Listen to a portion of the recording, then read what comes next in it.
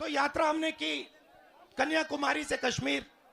अब अजीब सी बात आपको बताएं, 4000 किलोमीटर हम चले, 30 किलोमीटर 25-30 किलोमीटर रोज चलते थे। शाम को हमें पता नहीं लगता था, थकान नहीं आती थी।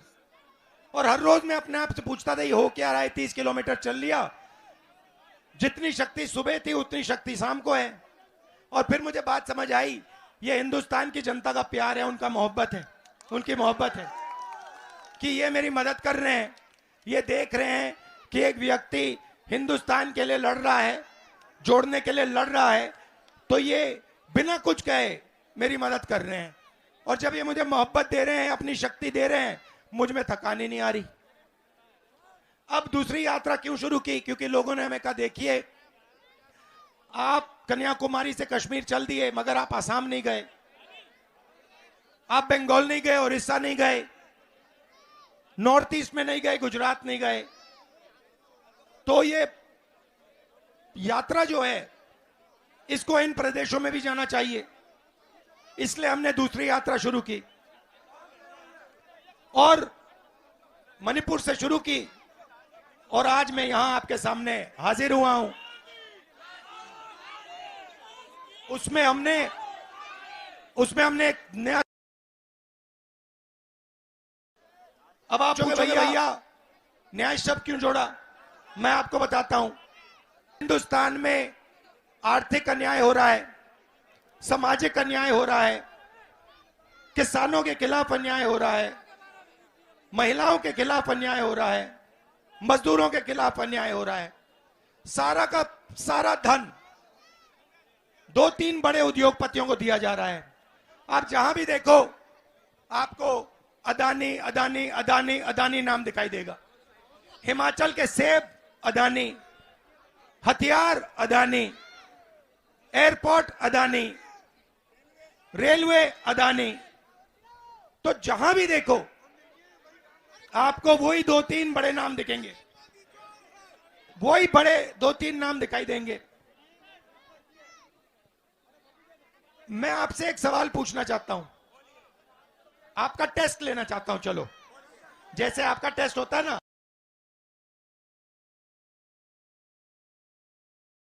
पिछड़े वर्ग के कितने लोग हैं? 50%। दलित वर्ग के कितने हैं? 15। आदिवासी वर्ग के कितने हैं? 15। गरीब जनरल का 5-6% हो जाता है। अब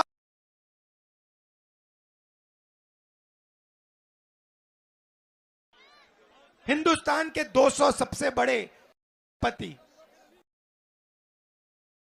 निकालोगे, आपको उसमें ना एक पिछड़ा मिलेगा, ना एक दलित मिलेगा, ना एक आदिवासी मिलेगा, ना एक गरीब जनरल कास्ट का मिलेगा। सबसे बड़े ब्यूरोक्रेट्स की लिस्ट निकालो, 90 हैं जो हिंदुस्तान को चलाते हैं, दिल्ली में काम करते हैं, हिंदुस्तान के बजट को बांटते हैं। वो लिस्ट निकालो। काम करते हैं, छोटी सी मिनिस्ट्री उनके पास। जो बड़ी बड़ी मिनिस्ट्रियां हैं उसमें ना पिछड़ा है, ना दलित है, ना आदिवासी है। सही है ना? देखो, आपका नाम क्या है? बुलबुल यादव। बुलबुल यादव जी, अब ये जो आपको मीडिया में बड़े बड़े पत्रकार दिखते हैं, जो मीडिया के मालिक दिखते हैं आपको, आप टीवी चालू करेंगे, उसमें से आप एक यादव ढूंढ के निकाल दो। अगर आपको एक यादव मिल जाए, एक यादव मिल जाए, मुझे बता देना। ढूंढ लो, नहीं मिलेगा। एक यादव ढूंढो, नहीं मिलेगा। आपको पिछड़े वर्ग के लोग, दलित लोग, आदिवासी लोग ना मीडिया में मिलेंगे, ना ब्यूरोक्रेसी में मिलेंगे, ना बड़े बड़े उद्योगपतियों के लिस्ट में मिलेंगे। आप कहां मिलेंगे? मैं बताता हूं आपको। कॉन्ट्रैक्ट लेबर की लिस्ट निकालो, वहां आपको मिलेंगे। अब इसने मुझे बताया,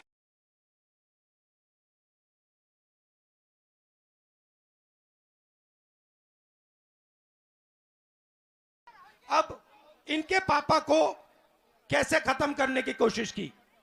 पहले जीएसटी लागू की, नोटबंदी लागू की, और इनका जो पापा का जो कैश फ्लो होता है रोक दिया। क्यों? जहां इस बिटिया का पापा की दुकान है, अदानी फ्रेश, अंबानी फ्रेश खुल जाए, या किसी बड़े उद्योग की दुकान खुल जाए,